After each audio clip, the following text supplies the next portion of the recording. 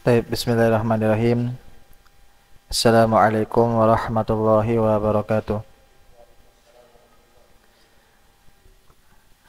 Innal hamdalillah nahmaduhu wa nasta'inuhu wa nastahdi wa natubu ilaih wa na'udzu billahi min syururi anfusina wa min sayyiati a'malina. May yahdihillahu fala mudhillalah wa may yudlil falan tajida lahu waliyan mursyida. Asyhadu an la ilaha illallah wahdahu la syarikalah wa asyhadu anna Muhammadan abduhu wa rasuluh. Allahumma shalli ala Muhammad wa ala alihi wa ashabihi wa man tabi'ahum bi ihsanin ila yaumiddin. Qala Allah Ta'ala, ya ayyuhan nasu taqu rabbakumul ladzi khalaqakum min nafsin wahidah wa khalaqa minha zawjaha wa batha minhuma rijalan katsiran wa nisaa'a wattaqullaha alladzi tasaaluna bihi wa arham innallaha kana 'alaikum raqiba.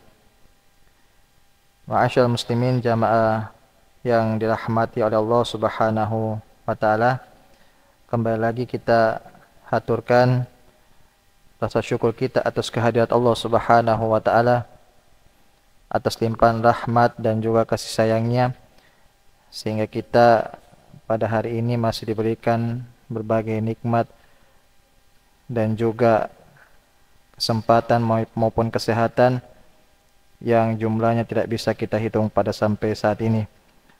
Kemudian juga tak lupa kita haturkan salawat dan salam kepada suri tauladan kita Nabi Muhammad sallallahu alaihi wasallam, kepada para keluarga-keluarga beliau, kepada para sahabat-sahabat beliau, dan juga kepada orang-orang yang senantiasa istiqomah di jalan Allah Subhanahu wa taala hingga hari kiamat datang. Taib jamaah yang dirahmati oleh Allah Subhanahu wa taala, insyaallah kita lanjutkan lagi masih dalam bab yang ke-10, yaitu bab tentang kesalahan-kesalahan yang berada di dalam salat. Dan kemarin kita sudah sebutkan hal-hal yang dapat membatalkan salat, ya, hal-hal yang dapat membatalkan salat. Dan insyaallah biidnillahi taala di malam yang bahagia ini kita akan lanjutkan dan kita akan sebutkan hal-hal yang makruh di dalam salat, ya, atau hal-hal yang dibenci untuk dilakukan di dalam salat. Tapi adapun yang pertama, hal-hal yang dapat atau hal-hal yang makruh dilaksanakan di dalam salat adalah yang pertama, menjulurkan kain, ya, menjulurkan kain di dalam salat atau biasa disebut dengan as-sadl, ya, disebut dengan as-sadl. Dan pengertian as-sadl sini menurut para ulama mereka berbeda pendapat, ya. Ada yang mengatakan bahwasanya as-sadl ini adalah menjulurkan baju atau menjulurkan pakaian tanpa mengenakannya di luar kebiasaannya, ya. Jadi maksudnya adalah seseorang menggantungkan bajunya, ya, menggantungkan bajunya di bagian kepalanya atau menggantungkan bajunya di bahunya tanpa mengenakannya dan membiarkan ujung-ujungnya itu tergantung. Dan ini pendapat, ya, yang diambil oleh mazhab Hanafiyah. Adapun pengertian as-sadl menurut Syafi'iyah, ya, yaitu menjulurkan pakaian hingga menyentuh tanah atau biasa kita sebut dengan isbal. Dan menurut mereka, yaitu menurut Syafi'iyah, perbuatan ini jika dia dilakukan karena kesombongan, maka ini adalah hal yang diharamkan bagi siapapun, baik itu dilakukan di luar salat maupun dilakukan di dalam salat. Adapun ketika as-sadl ini dilakukan bukan karena kesombongan, maka hal tersebut adalah hal yang dimakruhkan. Adapun pengertian as-sadl menurut Hanabilah, ya, mereka mengatakan bahwasanya as-sadl adalah menjulurkan ujung baju di kedua bahunya, namun tidak meletakkan salah satu ujungnya di atas bahu yang lain, atau biasa dikatakan mengenakan kain di bagian atas kepalanya dan menjulurkan ujungnya ke belakang punggungnya. Tapi adapun hadis yang berbicara tentang as-sadl ini datang dari hadis yang diriwayatkan oleh Abu Hurairah radhiyallahu taala anhu, bahwasanya Rasulullah sallallahu alaihi wasallam naha anis sadl fi shalah wa an yaghtiya rajulu fahu. Bahwasanya Nabi sallallahu alaihi wasallam melarang seseorang itu untuk as-sadl, ya di dalam solatnya. Dan juga Nabi SAW melarang seseorang untuk menutupi mulutnya. Tapi kemudian yang selanjutnya yang dapat atau hal-hal yang makruh dilakukan di dalam solat adalah menutupkan sesuatu pada bagian mulut, ya, menutupkan sesuatu pada bagian mulut. Adapun dalilnya sama dengan dalil yang tadi, ya, dalil yang diriwayatkan oleh Abu Hurairah. Beliau mengatakan bahwasanya Rasulullah SAW melarang untuk, ya, ayyughtiya ar-rajulu fahu. Ya, Nabi SAW melarang seseorang untuk menutupi mulutnya ketika melaksanakan solat. Adapun sebab-sebabnya, ya, mengapa ketika seseorang melaksanakan solat dilarang untuk menutup sesuatu pada bagian mulutnya. Maka di sini juga para ulama berbeda pendapat, ya, seperti contoh Hanafiyah. Mereka mengatakan kenapa dimakruhkannya seseorang menutup sesuatu di bagian mulutnya, karena hal ini adalah menyerupai perbuatan orang-orang Majusi di dalam beribadah, yaitu orang-orang yang Majusi yang beribadah ketika, ya, mereka sedang menyembah api, kecuali tujuannya ada, ya, atau mereka mempunyai uzur, seperti contoh untuk menghindari ketika seseorang menguap, ya, maka ini diperbolehkan seseorang untuk menutup mulutnya daripada menurut pendapat Hanafiyah.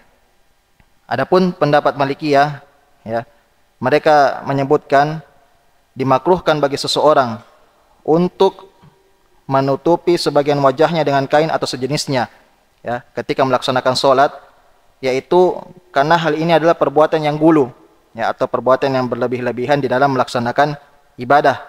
Dan juga hal ini, yaitu hal menutup sesuatu pada bagian mulut, adalah tidak pernah diajarkan oleh Nabi SAW ataupun tidak pernah diajarkan oleh syariat Islam. Kemudian juga, ya, menurut daripada madhab Syafi'iyah, ya, mereka mengatakan bahwasanya dimakruhkan bagi seseorang untuk menutupi wajahnya ketika melaksanakan sholat. Mereka berdalilkan dengan hadis yang tadi, bahwasanya Nabi melarang untuk menutupi mulutnya ketika melaksanakan sholat, kecuali ada uzur, ya, seperti contoh ketika seseorang ingin menguap, ya, maka disunnahkan baginya untuk menutup mulutnya, sebagaimana hadis Nabi, ya, Nabi kita Nabi Muhammad SAW pernah bersabda, idza tasa'aba ahadukum falyumsik biyadihi ala fihi fa inna syaitana yadkhulu. Ya, Nabi mengatakan apabila salah satu di antara kalian menguap, hendaklah untuk menutup dengan tangannya pada mulutnya, ya, karena jika dia tidak menutupnya maka syaitan akan masuk. Ya, begitu juga dengan alasan-alasan yang lain, seperti contoh ketika wanita yang mengenakan cadar, ya, ketika dia merasa, ya, ketika dia melaksanakan sholat, kemudian dia merasa di sekelilingnya ada lelaki, ya, yang ketika dia sholat, lelaki tersebut dapat melihatnya, ya, maka dia diperbolehkan untuk menggunakan penutup mulut dalam melaksanakan sholat. Begitu juga dengan kemarin yang kita alami ketika pandemi, ya, ketika wabah-wabah COVID, di mana kita sekalian sholat menggunakan masker, ya, maka itu diperbolehkan karena ada uzurnya. Adapun ketika tidak ada uzurnya, maka ini adalah hal yang dimakruhkan oleh para ulama. Begitu juga dengan perkataan Hanabilah, ya, mereka memakruhkan hal tersebut, ya, yaitu memakruhkan seseorang menutupi wajahnya ataupun mulutnya dengan sesuatu, ya, seperti kain ataupun masker pada saat ini. Mereka berdalilkan dengan hadis Abu Hurairah yang telah kita sebutkan tadi. Kemudian yang selanjutnya, hal-hal yang dapat memakruhkan sholat adalah melakukan gerakan atau melakukan sesuatu yang sia-sia selain daripada gerakan sholat, ya, melakukan sesuatu yang sia-sia selain daripada gerakan sholat. Ya, mengapa hal ini bisa memakruhkan sholat? Ya, karena melakukan hal-hal yang sia-sia dapat menghilangkan kekhusyuan di dalam melaksanakan ibadah sholat, dan ini adalah hukumnya makruh, sebagaimana hadis, ya, yang diriwayatkan oleh Ali bin Abdurrahman Al-Mu'awi, ya, beliau mengatakan bahwasanya Abdullah bin Umar pernah melihatku menggerak-gerakkan kerikil ketika melaksanakan sholat. Kemudian ketika beliau selesai melaksanakan sholat, beliau menahanku seraya beliau berkata, kerjakanlah sebagaimana yang dikerjakan oleh Rasulullah SAW ketika melaksanakan sholat. Ya, lalu aku pun berkata, ya, kata Ali bin Abdurrahman, beliau mengatakan, bagaimana Rasulullah SAW mengerjakan sholat? Kemudian beliau mengatakan, yaitu Abdullah bin Umar, beliau meletakkan telapak tangan kanannya di atas paha kanannya ketika sholat. kemudian menggenggam jari jemarinya, mengisyaratkan dengan jari telunjuknya, ya, dan meletakkan tangan kirinya di atas paha kirinya. Ya, dan ini juga teguran. Ya, kita lihat bagaimana lembutnya teguran Abdullah bin Umar kepada sahabat yang lain yang melakukan kesalahan. Tapi kemudian yang selanjutnya yang dapat makruh atau yang memakruhkan sholat ketika kita melakukannya itu menolehkan pandangan ketika melaksanakan sholat. Ya, menolehkan pandangan ketika melaksanakan sholat. Sebagaimana di dalam hadis yang diriwayatkan oleh Ibunda Aisyah radhiyallahu taala anha, beliau mengatakan, ya, sa'altu Nabiyya sallallahu alaihi wasallam an ittifati ar-rajuli fi shalah. Ya, bahwasanya Ibunda Aisyah mengatakan, aku pernah bertanya kepada Nabi sallallahu alaihi wasallam tentang seorang laki-laki yang menolehkan pandangannya ketika melaksanakan sholat. Ya, lantas Nabi mengatakan atau Nabi bersabda, ya, huwa ikhtilasun yakhtalisu syaitan min sholati ahdikum. Ya, dan itu adalah sambaran yang sangat cepat yang dicuri oleh syaitan, ya, dari sholat salah seorang di antara kalian. Dan juga kemarin kita sudah sebutkan bahwasanya pandangan seseorang ketika melaksanakan sholat itu cuma dua. Kalau bukan di tempat sujudnya, yaitu pandangannya adalah pandangan ke depan atau pandangan ke imam. Adapun menoleh pandangan ke kiri ataupun pandangan ke kanan, maka ini adalah hal yang dimakruhkan. Ya, adalah hal yang dimakruhkan. Kemudian yang selanjutnya yaitu sholat dengan menghadap kepada sesuatu yang dapat melalaikan dari sholat. Ya, seperti contoh kita sholat di depan atau sholat di atas sejadah yang di mana sejadah tersebut motifnya mungkin terlalu cantik, ya, sehingga dapat mengganggu konsentrasi.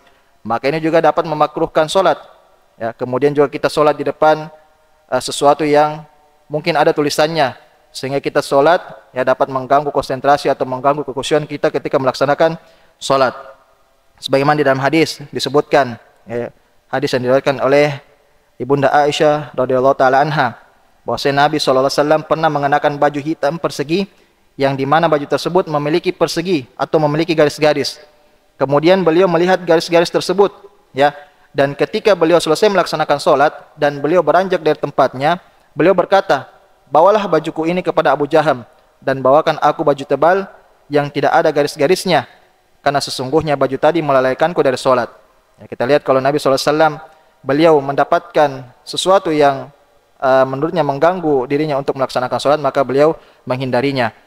Kemudian juga di dalam hadis yang lain, ya, hadis yang diriwayatkan oleh Anas bin Malik radhiyallahu taala anhu, ya, bahwasanya ada kain tipis milik Aisyah radhiyallahu taala anha menjadi penutup sisi di rumahnya Nabi SAW atau menjadi gorden. Ya, kemudian Nabi kita Nabi Muhammad SAW bersabda, singkirkanlah kain ini dari kita, ya, sesungguhnya gambar-gambarnya dapat menggangguku dari sholat.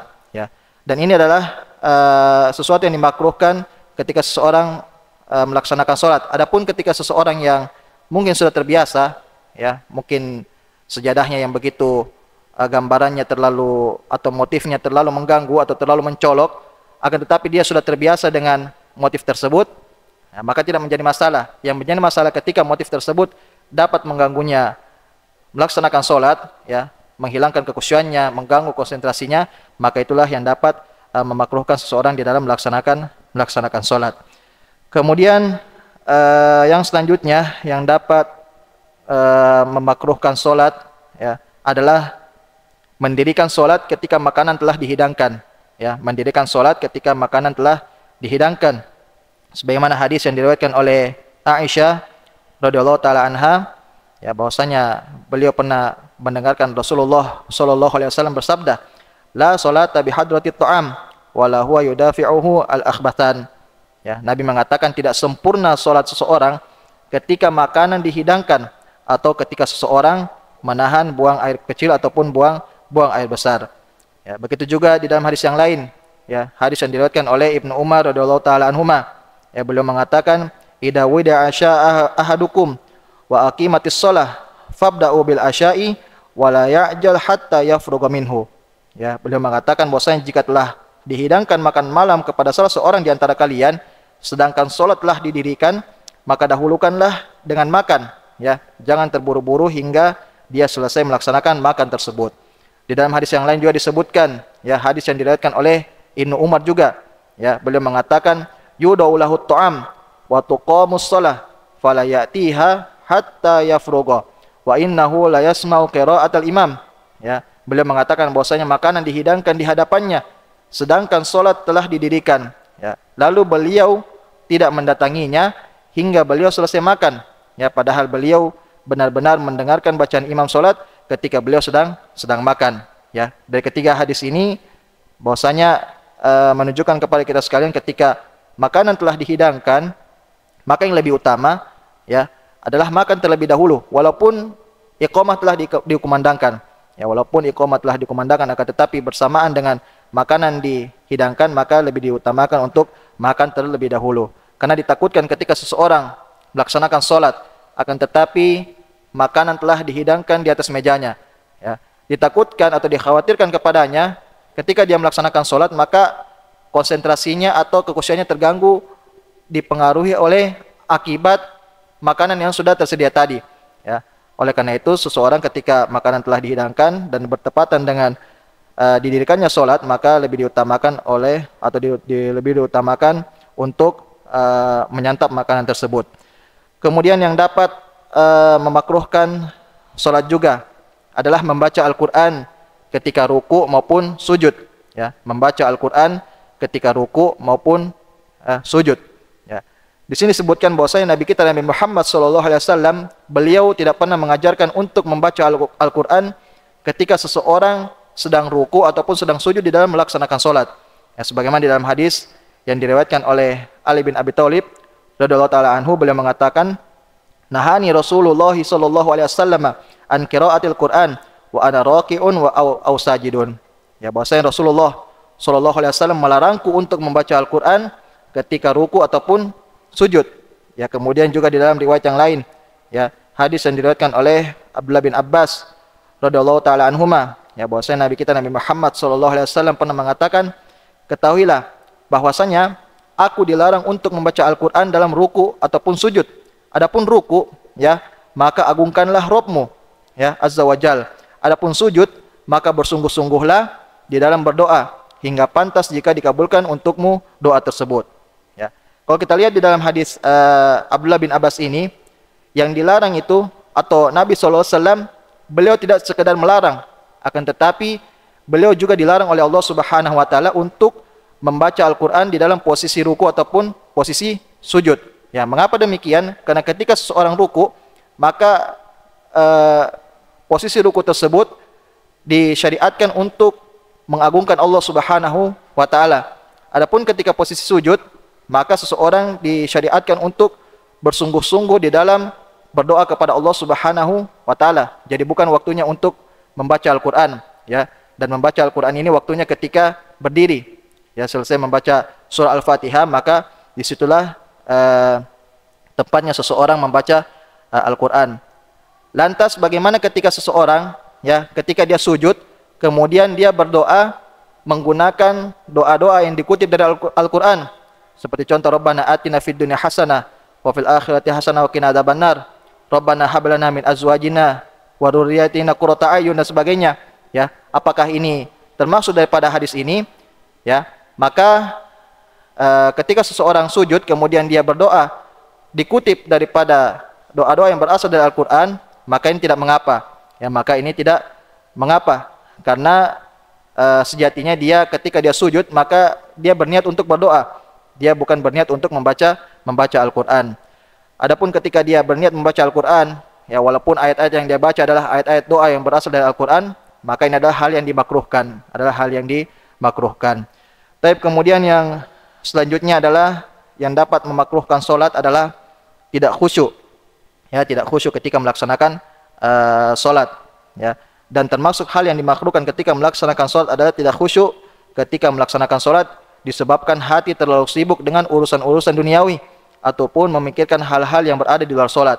Ya, jadi ketika seseorang melaksanakan solat, seyogianya bagi dia sekalian untuk meninggalkan seluruh hal-hal yang bersangkutan dengan dunia-dunianya, baik itu pekerjaannya, baik itu bisnisnya, ya, dagangannya dan sebagainya. Hendaklah dia meninggalkan hal tersebut, ya, karena bagian daripada makruh di dalam solat ketika seseorang tidak khusyuk di dalam solatnya. Dan pahala seseorang, ya, tergantung daripada kekhusyukan solatnya. Ya, sebagaimana kemarin kita sudah sebutkan, ada yang mendapatkan cuma setengahnya, atau bahkan ada yang mendapatkan sepersepuluh daripada pahala di sholatnya diakibatkan karena kekhusyuan di dalam melaksanakan sholat tersebut. Kemudian yang dapat memakruhkan sholat juga adalah mengalihkan pandangan, ya, atau melihat pandangan ke atas ketika melaksanakan sholat. Ya, dan ini adalah dimakruhkan, sebagaimana di dalam hadis disebutkan, ya, bahwasanya Nabi kita Nabi Muhammad SAW bersabda, ya, kenapa orang-orang mengarahkan pandangannya ke langit ketika mereka sedang sholat? Ya, kemudian beliau atau suara beliau semakin tinggi hingga beliau bersabda, hendaknya mereka menghentikan hal tersebut, yaitu pandangannya ke atas, atau Allah Subhanahu wa taala benar-benar akan menyambar penglihatan mereka. Ya, dan di sini adalah teguran keras bagi Nabi kita Nabi Muhammad SAW bagi orang-orang yang ketika dia melaksanakan sholat, pandangannya itu menghadap ke atas. Ya, pandangannya itu menghadap ke atas. Bahkan sebagian ulama mengatakan hal tersebut adalah hal yang diharamkan, ya, hal yang diharamkan, seperti perkataan daripada Ibnu Hazm dan juga Ibnu Taimiyah. Mereka berdalilkan dengan dalil yang sama, akan tetapi, ya, sisi pendalilan mereka adalah di akhir daripada hadis tersebut, ya, di mana Nabi mengatakan hendaknya mereka menghentikannya atau Allah Subhanahu wa taala benar-benar akan menyambar penglihatan mereka.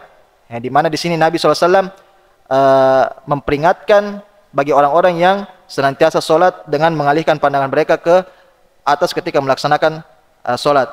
Ya, mengapa hal ini dimakruhkan oleh sebagian ulama? Karena ketika seseorang melaksanakan sholat, kemudian dia mengalihkan pandangannya ke atas, ya, maka ini adalah bentuk daripada kesombongan.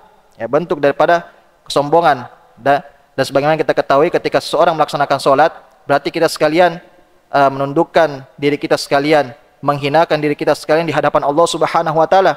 Dan ketika kita melaksanakan sholat, kemudian pandangan kita melihat ke atas, ya, maka itu adalah bentuk kesombongan kepada Allah Subhanahu wa taala. Kemudian yang selanjutnya adalah meletakkan kedua tangan di pinggang. Ya, meletakkan kedua tangan di pinggang ketika melaksanakan sholat adalah sesuatu yang dimakruhkan. Sebagaimana dalam hadis Nabi SAW, ya, Abu Hurairah radhiyallahu taala anhu, beliau mengatakan, annahu naha an yusalliya ar-rajulu muhtasiran. Ya, bahwasanya Nabi SAW melarang seseorang untuk melaksanakan sholat dengan meletakkan kedua tangannya di pinggang. Ya, mengapa hal tersebut dimakruhkan, ya, oleh para ulama? Karena hal tersebut adalah menyelisih sunnah Nabi SAW, yang dimana kemarin kita sudah sebutkan bahwasanya sunnah Nabi, ya, ketika melaksanakan sholat adalah meletakkan tangan kanan di atas tangan kirinya, yaitu sama dengan sedekap. Adapun ketika seseorang meletakkan tangannya di pinggang, maka ini adalah sesuatu yang makruh. Kemudian yang selanjutnya yang dapat memakruhkan sholat adalah menjalin, ya, atau menyimpul jari ketika melaksanakan sholat. Ya, di sini disebutkan bahwasanya dimakruhkan untuk menjalin jari jemari ketika melaksanakan sholat, sebagaimana di dalam hadis yang diriwayatkan oleh Abu Hurairah, ya, bahwasanya Rasulullah SAW bersabda, man tawadda summa kharaja yuridus shalah. Ya, barang siapa yang berwudu kemudian dia keluar untuk melaksanakan sholat, fa huwa fi sholatin hatta yarji'a ila baitihi.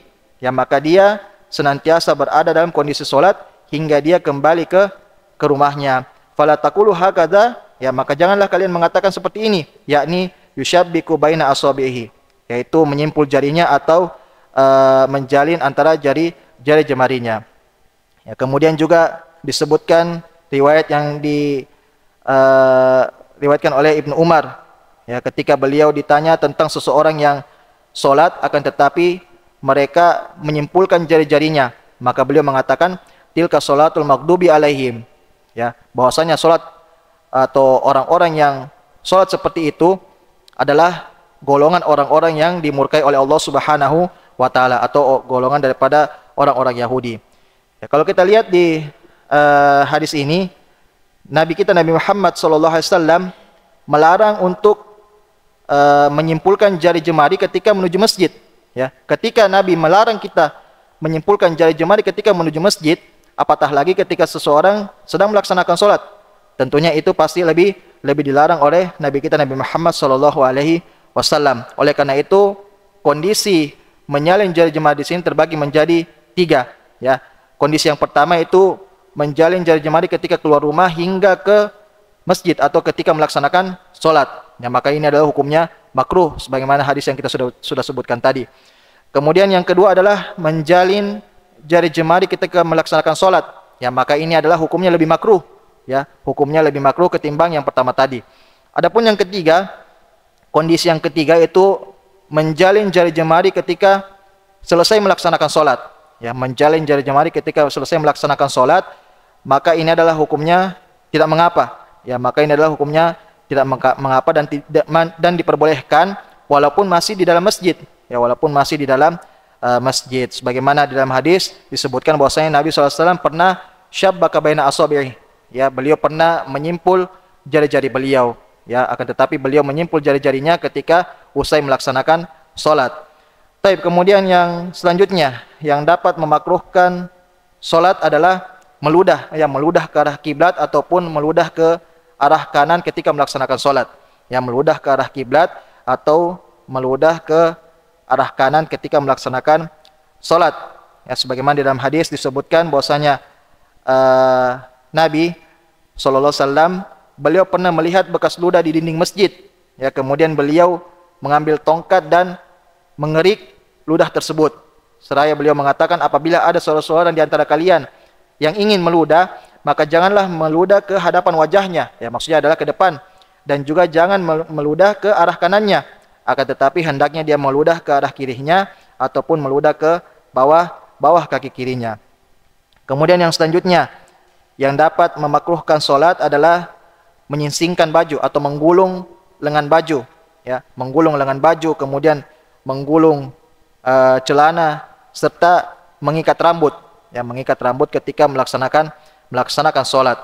Sebagaimana hadis yang diriwayatkan oleh Ibnu Abbas, ya, beliau mengatakan bahwasanya Nabi pernah diperintahkan untuk sujud dengan anggota tubuh yang 7 dan tidak menahan rambutnya ataupun bajunya. Ya, jadi ketika seseorang melaksanakan sholat, kemudian rambutnya panjang, ya, kemudian juga bajunya panjang, maka dibiarkan untuk turun, ya, ikut bersama anggota-anggota tubuhnya yang sedang sujud. Begitu juga dengan perkataan Imam An-Nawawi. Ya, beliau mengatakan bahwasanya para ulama telah sepakat akan larangan orang yang sholat dalam kondisi baju yang dilipat ataupun lengannya dilipat ataupun yang semisalnya, ataupun, ya, kepalanya yang dikepang, ya, ataupun rambutnya yang panjang terurai ditahan di bawah sorbannya ataupun semisalnya. Dan ini semuanya dilarang dengan kesepakatan para ulama dan hukumnya adalah makruh tanzih. Ya, jadi ketika seseorang dia melaksanakan sholat dalam kondisi demikian, maka dia telah buruk di dalam sholatnya, akan tetapi sholatnya tetap sah. Ya, sholatnya tetap sah. Jadi Imam Nawawi mengatakan bahwasanya perilaku ini adalah perilaku yang buruk ketika seseorang melaksanakan sholat. Ya, jadi ketika seseorang rambutnya panjang, maka tidak usah untuk diikat ataupun dikepang. Ya, begitu juga seseorang yang mengenakan songkok sumpama atau menggunakan sorban, maka dia tidak usah menumpuk rambutnya di bawah sorbannya atau menumpuk di bawah songkoknya. Tetap dia uraikan seperti semisalnya. Ya, kenapa hal tersebut dimakruhkan? Ya, agar seseorang, ya, kenapa hikmahnya rambut dan juga baju itu dibiarkan, yaitu agar seseorang tetap membiarkan rambutnya dan bajunya ikut sujud bersamanya, ya, meskipun menyentuh tanah dan juga tidak perlu untuk ditahan-tahan, ya. Dan hukum ini berlaku bagi wanita, berlaku bagi pria saja. Adapun bagi wanita, maka dia tidak mengapa, ya, tidak mengapa ketika dia melaksanakan sholat terus dia mengikat rambutnya, ya, tidak mengapa, karena hukum asalnya wanita ini mereka dituntut untuk menutup rambutnya ketika melaksanakan sholat. Beda halnya dengan pria. Taib, kemudian yang selanjutnya kita akan sebutkan kesalahan-kesalahan yang sering terjadi berkaitan dengan sholat. Ya, kalau tadi kita sudah sebutkan makruh-makruh yang terjadi dalam sholat, dan sekarang kita akan sebutkan kesalahan-kesalahan yang sering terjadi berkaitan dengan sholat. Yang pertama adalah kesalahan-kesalahan yang berkaitan dengan tata cara sholat, yaitu yang pertama melafadzkan niat dengan suara yang keras. Ya, melafadzkan niat dengan suara yang keras. Ya, mengapa hal ini adalah bentuk daripada kesalahan? Karena kemarin kita sudah sebutkan bahwasanya pendapat yang lebih kuat adalah melafadzkan niat ini tidak disyariatkan, ya. Melafadzkan niat tidak disyariatkan. Ya, walaupun para ulama Syafi'iyah ya mereka menganjurkan untuk melafadzkan niat, akan tetapi tujuan daripada melafadzkan niat ini ya yang dimaksud daripada ulama Syafi'iyah yaitu tujuannya untuk mengkokohkan niat tersebut. Ya, bukan untuk tujuannya untuk mengganggu orang-orang yang berada di sekitar kita, bukan untuk tujuannya mengganggu orang-orang yang berada di sebelah kiri maupun kanan kita. Ya, karena sebagian kita dapatkan ketika seseorang berniat ya suaranya terlalu besar sehingga mengganggu orang-orang yang berada di sekitarnya. Ya, padahal tujuan daripada ulama Syafi'iyah menganjurkan untuk melafadzkan niat ya untuk mengokohkan niat yang berada di dalam hati. Ya, karena biasa terkadang kita dapatkan ya di dalam diri kita sekalian niat itu atau di dalam hati kita tersebut sering goyang. Ya, itulah mengapa ulama Syafi'iyah menganjurkan untuk melafadzkan niat tersebut, bukan berarti untuk memamerkan ya, untuk memberitahukan kepada orang lain bahwasanya saya sedang melaksanakan sholat zuhur ya. Orang lain juga pasti akan paham ya bahwasanya kamu sedang melaksanakan sholat zuhur ataupun sholat yang lainnya. Kemudian yang kesalahan-kesalahan yang selanjutnya yaitu tidak menggerakkan lidah ketika takbir ya, maupun membaca Al-Qur'an dan juga membaca seluruh zikir-zikir di dalam sholat ya, dan semuanya hanya dibaca di dalam hati. Dan ini juga biasa kesalahan yang sering kita dapatkan ya, dan ini adalah biasa kesalahan yang cukup fatal ya. Dan ketika seseorang melaksanakan takbiratul ihram kemudian dia tidak mengucapkan takbiratul ihram tersebut, maka bisa jadi sholatnya akan batal ya, maka bisa jadi adalah sholatnya akan batal atau bahkan sholatnya tidak sah ya. Karena ya yang benar bahwasanya zikir-zikir yang berada dalam sholat, baik itu takbir, baik itu membaca Al-Quran, membaca surah Al-Fatihah, maka semuanya harus dilafalkan di mulut ya, harus dilafalkan di mulut. Karena ketika seseorang melafadzkan atau membacanya di dalam hati ya, sebagaimana kita ketahui bahwasanya hati kita ini sangat banyak sangat terlintas ya perkara-perkara yang tidak kita inginkan, seperti perkara-perkara dunia ataupun perkara-perkara yang lainnya. Jadi ketika seseorang membaca surah atau membaca zikir-zikir di dalam hatinya ya, maka dia tentunya bercampur dengan hal-hal yang terlintas di dalam hati kita sekalian, seperti perkara-perkara dunia dan juga perkara-perkara yang lainnya. Maka itulah mengapa hati ini tidak bisa dijadikan patokan ketika seseorang membaca zikir ataupun membaca Al-Quran dan sebagainya. Kemudian yang selanjutnya, kesalahan-kesalahan yang sering terjadi atau yang berkaitan dengan sholat, yaitu kesalahan-kesalahan yang terjadi ketika posisi berdiri ya. Kesalahan-kesalahan yang terjadi ketika dalam posisi berdiri. Yang pertama adalah meninggalkan mengangkat tangan ketika ruku dan juga ketika bangkit dari ruku. Ya, kemarin kita sudah sebutkan bahwa saya disunnahkan ketika seseorang hendak ruku ataupun ketika seseorang hendak bangkit dari rukunya, maka disunnahkan untuk mengangkat tangan. Kemudian juga ya, mengangkat kedua tangan ketika hendak sujud ya, atau ketika bangkit dari sujud. Ya, maka ini adalah hal yang salah juga. Ya, kemarin kita sudah sebutkan bahwasanya ketika seseorang sholat dan berkaitan dengan sujud, entah dia itu hendak melaksanakan sujud atau hendak bangkit dari sujud, maka tidak disunnahkan untuk mengangkat kedua tangannya. Kemudian yang selanjutnya, kesalahan-kesalahan yang sering berkaitan dengan sholat adalah mengulang-ulangi membaca surah Al-Fatihah. Ya, mengulang-ulangi membaca surah Al-Fatihah. Ya, maka di sini juga terjadi perbedaan para ulama, ya, perbedaan pendapat di kalangan para ulama tentang hukum seseorang mengulang-ulangi membaca surah Al-Fatihah tanpa adanya uzur, ya, tanpa adanya uzur dan juga tanpa adanya tujuan yang disyariatkan. Sebagian ulama memandang bahwasanya mengulang-ulangi membaca surah Al-Fatihah hukumnya makruh, ya, hukumnya hanya makruh. Akan tetapi sebagian ulama mengatakan bahwasanya seseorang yang mengulang-ulangi Al-Fatihahnya tanpa adanya uzur dan juga tanpa adanya tujuan tertentu, maka hal ini dapat membatalkan sholat. Ya, maka hal ini dapat membatalkan sholat. Ya, mengapa demikian? Karena surah Al-Fatihah ini kemarin kita sudah sebutkan bahwasanya dia adalah rukun daripada sholat. Ya, dia adalah rukun daripada sholat. Jadi ketika seseorang mengulang-ulangi Al-Fatihahnya, berarti dia sama dengan mengulang-ulangi sujudnya, atau ketika dia juga sama dengan mengulang-ulangi rukunya. Ya, akan tetapi pendapat yang benar adalah seseorang yang mengulang-ulangi Al-Fatihahnya adalah hukumnya makruh, tidak sampai derajat membatalkan sholat. Ya, mengapa demikian? Karena membaca surah Al-Fatihah adalah qaul atau sebuah perkataan. maka tidak bisa dikiaskan atau tidak bisa dibandingkan dengan ruku maupun sujud.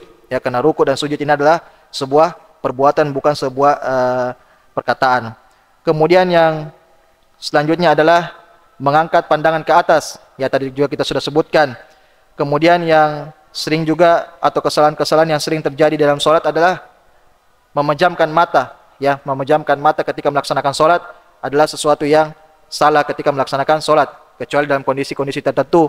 Ya, seperti mungkin ada hal-hal yang dapat mengganggu kita, maka kita diperbolehkan untuk memejamkan kedua mata kita sekalian ketika melaksanakan sholat.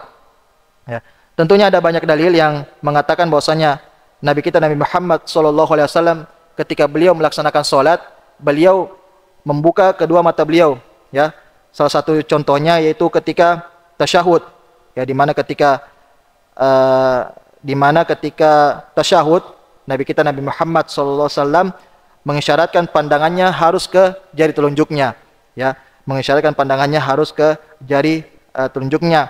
Kemudian juga ketika Nabi kita Nabi Muhammad SAW ketika beliau sudah melaksanakan sholat, beliau diperlihatkan surga, ya, kemudian beliau maju, ya, kemudian juga beliau diperlihatkan neraka, kemudian beliau mundur, ya, kemudian juga di dalam dalil yang lain, beliau pernah mencekik syaitan, ya, ketika beliau sedang melaksanakan sholat, ya, yang dimana syaitan tersebut mengganggu Nabi SAW ketika melaksanakan sholat, dan juga dalil-dalil yang lainnya, ya. Dan kita sudah sebutkan tadi bahwasanya dalil-dalil ini adalah dalil yang cukup kuat yang membuktikan bahwasanya ketika seseorang sholat kemudian mereka memejamkan matanya, maka itu adalah sebuah hal yang salah di dalam melaksanakan sholat. Kemudian yang selanjutnya yaitu banyak bergerak, ya, banyak bergerak ketika melaksanakan sholat. Dan selanjutnya adalah tergesa-gesa di dalam membaca surah Al-Fatihah, ya, tergesa-gesa di dalam membaca surah Al-Fatihah. Ya, bukan berarti selain daripada surah Al-Fatihah ini diperbolehkan untuk membaca tergesa-gesa, akan tetapi surah Al-Fatihah ini adalah hal yang paling vital di dalam melaksanakan sholat, karena dia itu adalah bagian daripada rukun. Jadi ketika Al-Fatihah salah baca, ya, atau bahkan kita menghilangkan salah satu huruf atau bahkan ayat daripada surah Al-Fatihah, maka tidak sholat atau tidak sah sholat yang kita kerjakan. Tapi jamaah yang dimuliakan oleh Allah Subhanahu Wa Taala, mungkin ini saja yang bisa kami sampaikan pada malam hari ini. Masih ada beberapa poin-poin tentang kesalahan-kesalahan yang sering terjadi berkaitan dengan sholat. Ya, ada yang berkaitan dengan ruku, kemudian ada yang berkaitan dengan sujud dan sebagainya, dan insyaallah kita akan sampaikan di pertemuan yang lain biidznillah taala. Wassallallahu nabiyana Muhammad wa akhiru da'wana alhamdulillahirabbil alamin. Wassalamualaikum warahmatullahi wabarakatuh.